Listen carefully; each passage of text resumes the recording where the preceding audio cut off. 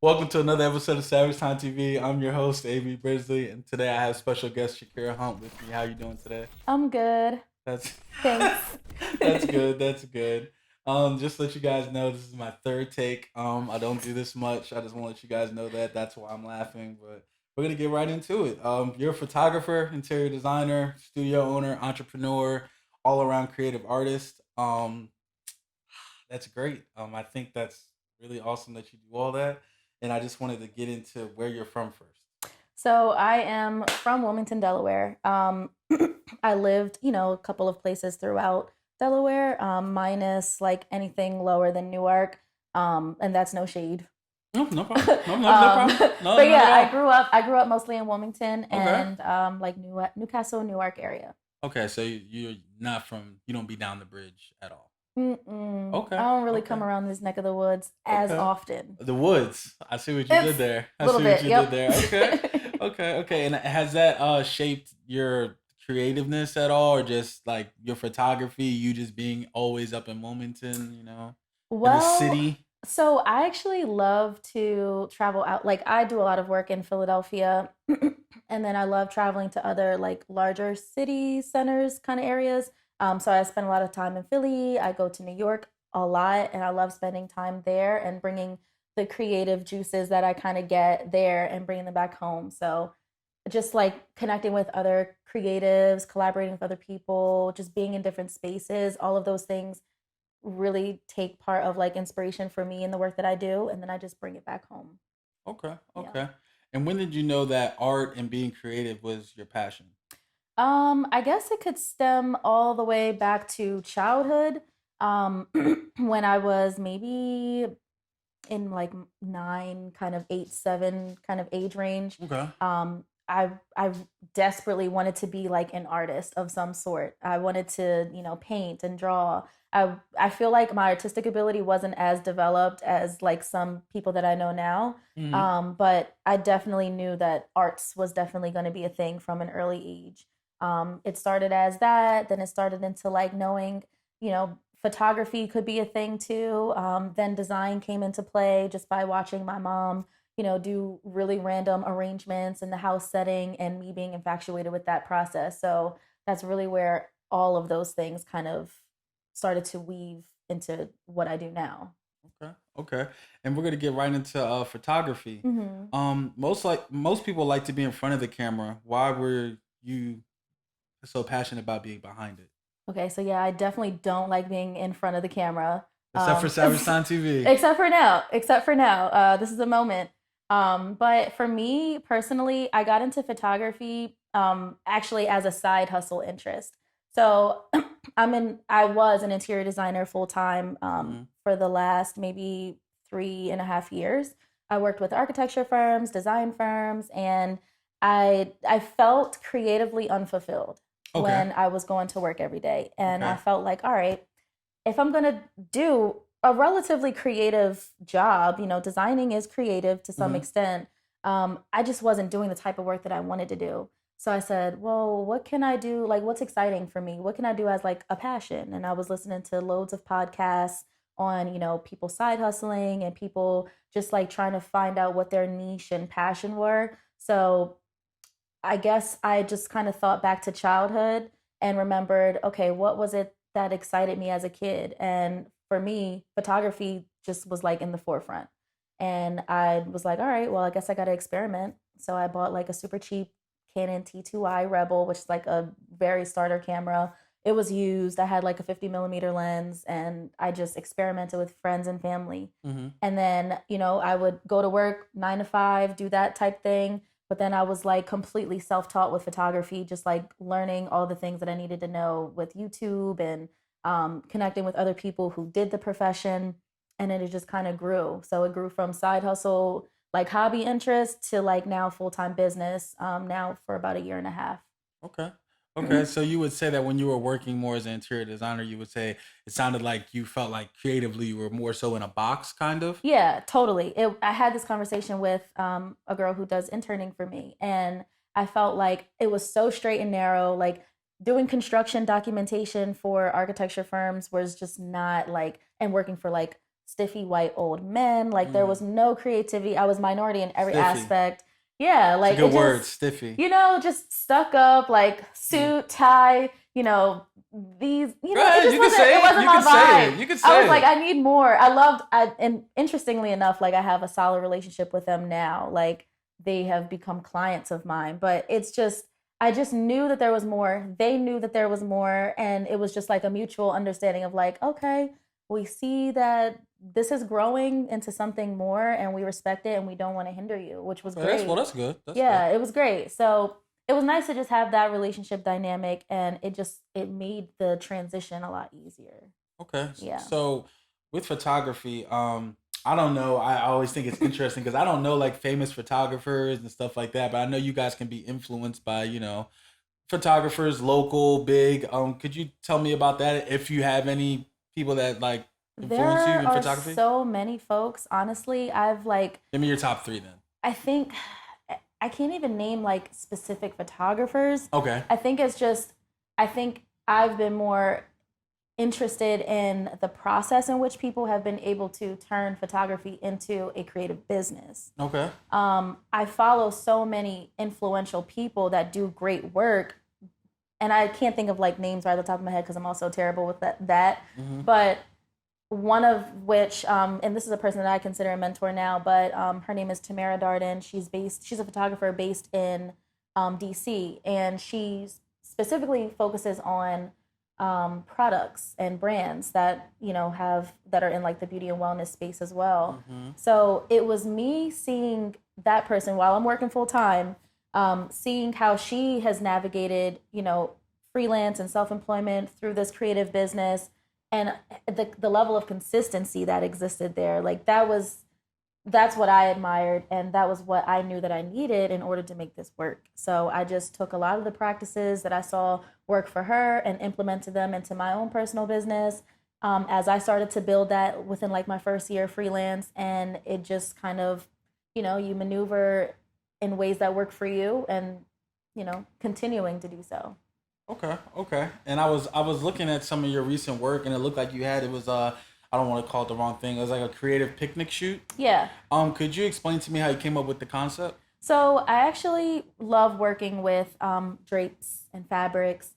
Like you guys know now, I'm an interior designer by like passion and trade, but photography has also been like this other piece to my business. So I cross over a lot of those elements in each profession. Mm. So I love set building. I love creative direction. I love creating space within other spaces. And so for me, drapery and fabrics, they're very loose elements. It's easy to pin up and it's very like organic. I love the look of it. So I love to implement them. And I was literally walking my dog, like no lie, walking my dog in the Brandywine. And I was just thinking, like, this is a really beautiful space for a picnic. What if I did a picnic portrait series?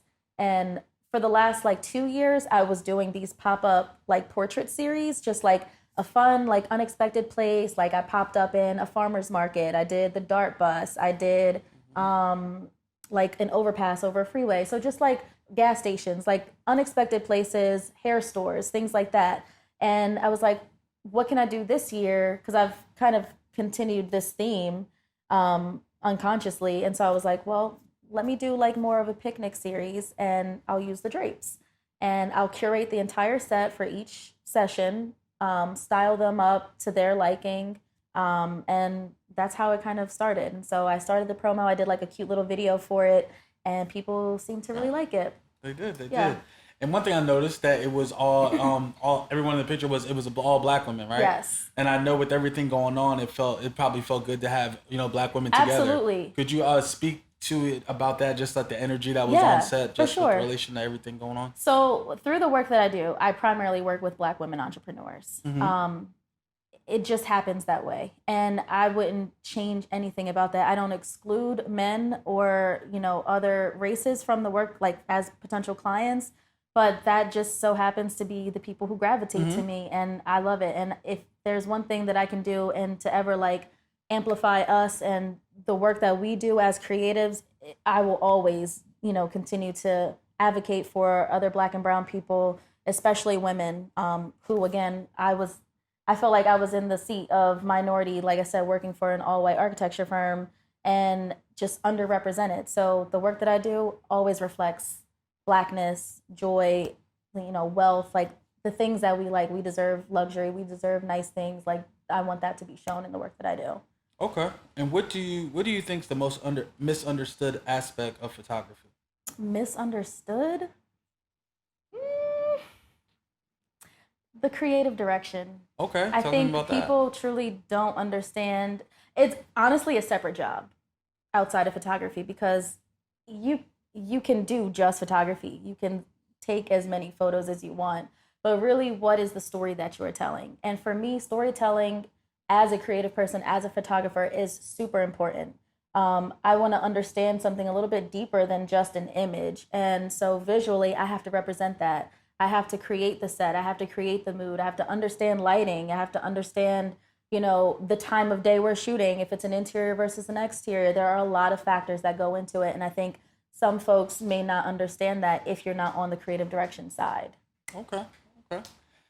Switching it over into your interior design background, what made you want to get into that field of interior design? So as I mentioned, just like looking at my mom, as a kid, rearranging the house 100 different times.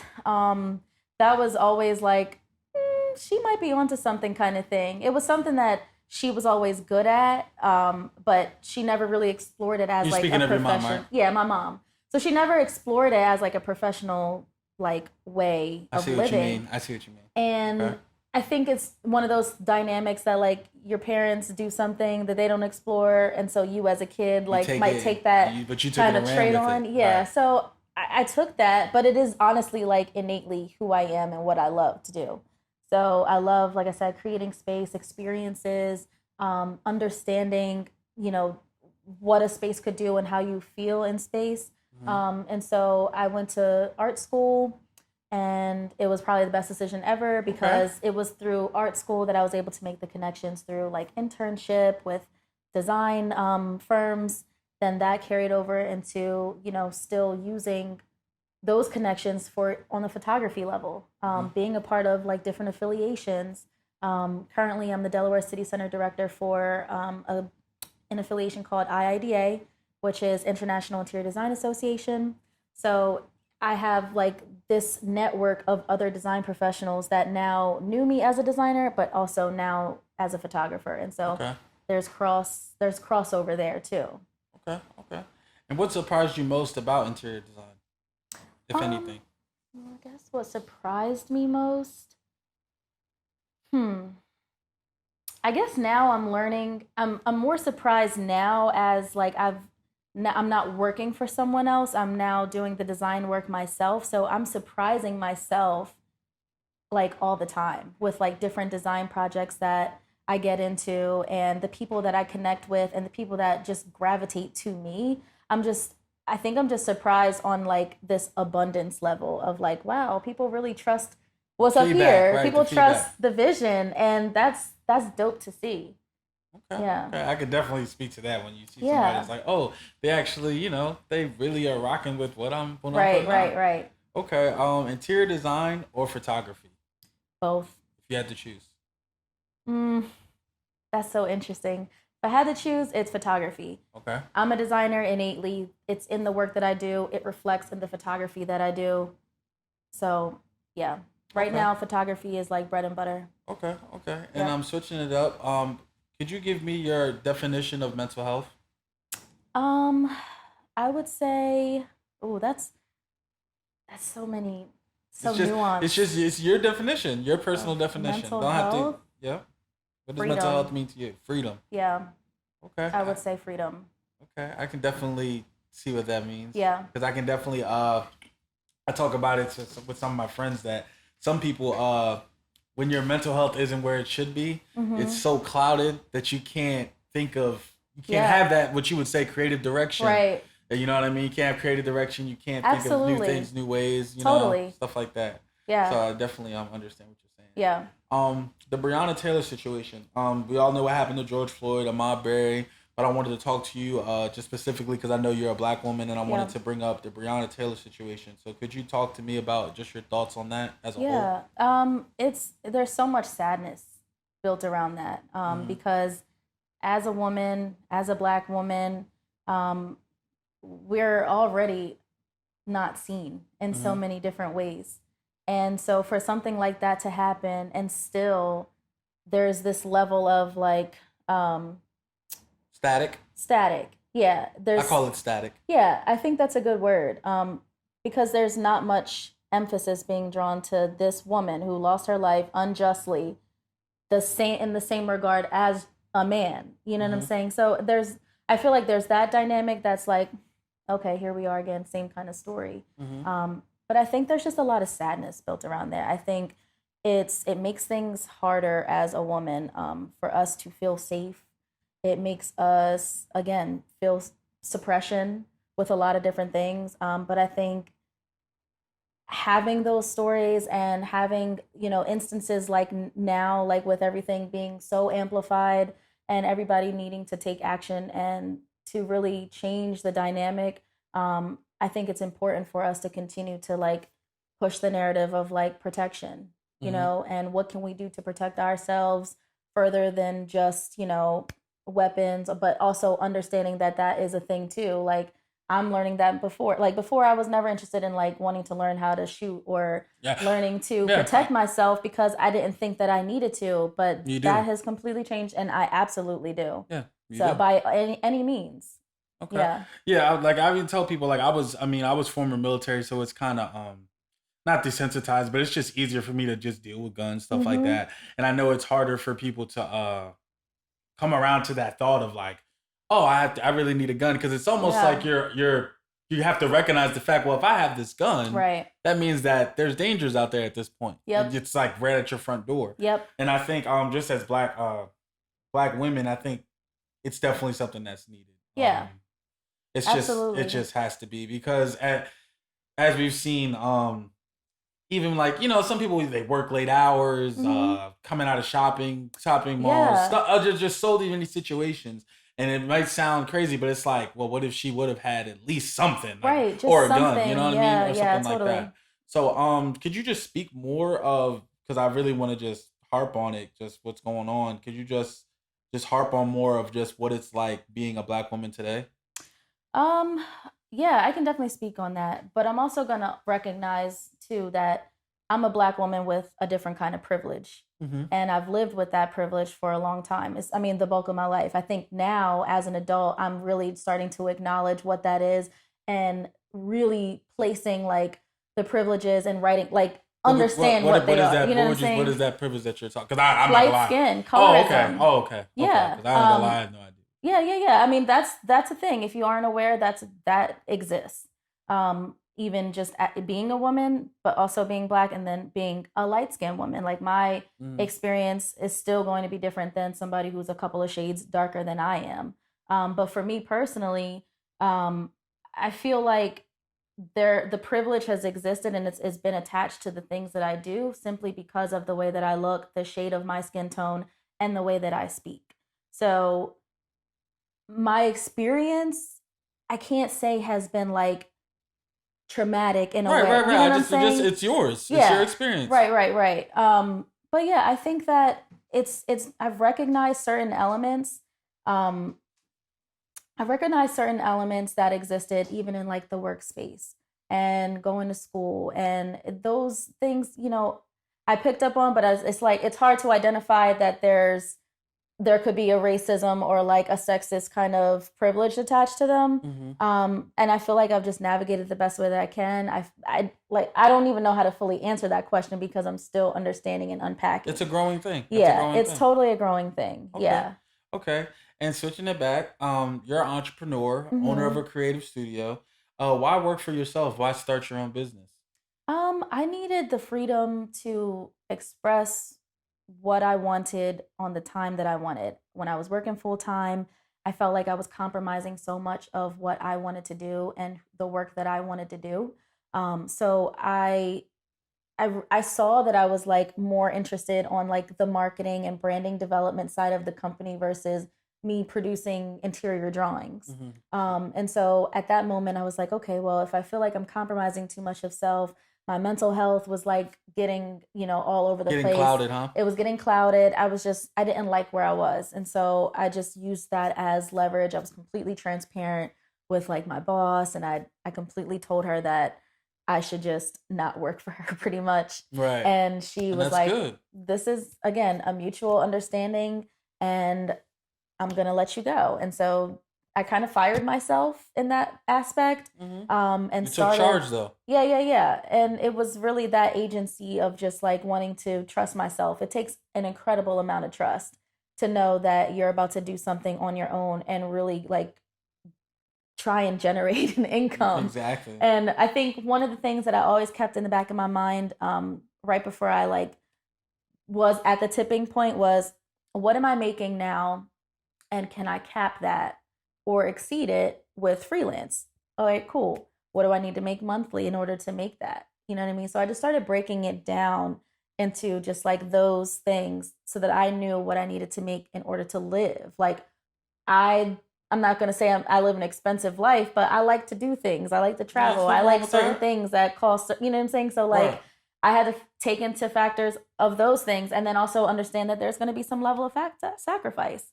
I'm losing consistency. Like this is such an up and downhill thing. Like I don't know where the next client might come from in the next couple of months. I'm winging it. You know what I mean? So like you just have to have a great amount of trust. That's awesome. Yeah. That's awesome. So it's all about the trust. Yeah. And I see you offer branding services as well. I saw it's something called discovery calls. Mhm. Could you talk to me about that? What that's all Yeah. about? Yeah, sure. So discovery calls are just a way for me to have a conversation.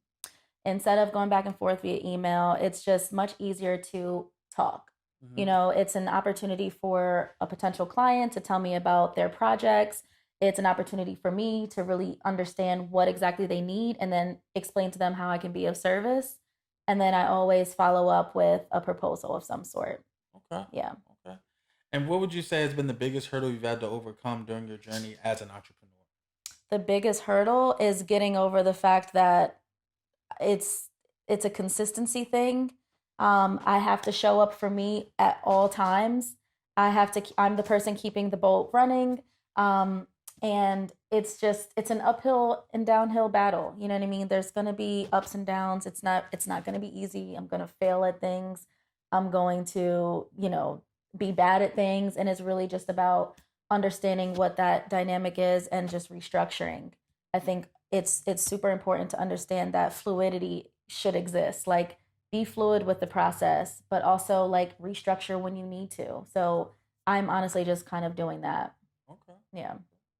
Well, shout out to that because that's awesome. I saw that you like I was just on your profile and I was looking and said, "Oh, discovery calls," and I was like, Yeah. that sounds cool." Like you people call in and you help them out, and Yeah. I just thought that was dope. What are your goals, just professionally as a person? Anything for the next 2 or 3 years? What are your goals? For the next 2 or 3 years, one of them is to travel abroad and to live abroad. So Okay, I definitely agree with that. yeah, I have family in London. So I Okay, plan to be there in the next year and just kind of have an extended stay. I'm not putting okay, a time limit on it. I don't know how long I want to that's be there. dope. You should I do just know that. that I need to be there because my spirit is just telling me I need to be there to do some kind of work. You should. So I'm going to follow that.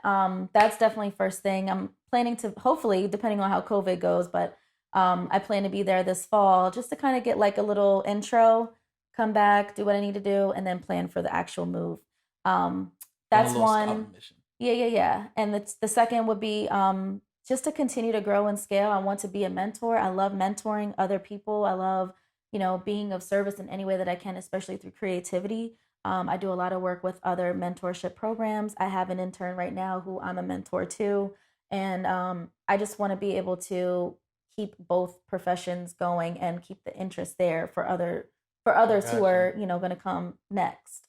Okay. And then I think the third is to grow and scale my business. I want to have a creative team. I want to work within creative spaces like studios and really just have that atmosphere exist around me. So Okay. that's definitely the top three. Okay. Well, like you said, you're a mentor for so many young people, or for people, period. Hmm. Could you just give a message to just all people that look up to you that you influence about following their dreams and passions? What would your message be to them? I would say to really just trust yourself as much as possible. Like, understand whenever you get like a spike of like interest or creativity or excitement with something, that's probably something you should spend time and explore because it's there for a reason, and that's your intuition. And I think that that's one thing that has served me greatly because it started as that. It started as like an interest and a spark of like, "Ooh, what's this? Let me see what this is about," and it's just been one thing after the other. So I think follow the things that excite you, and be fluid. Okay. Yeah.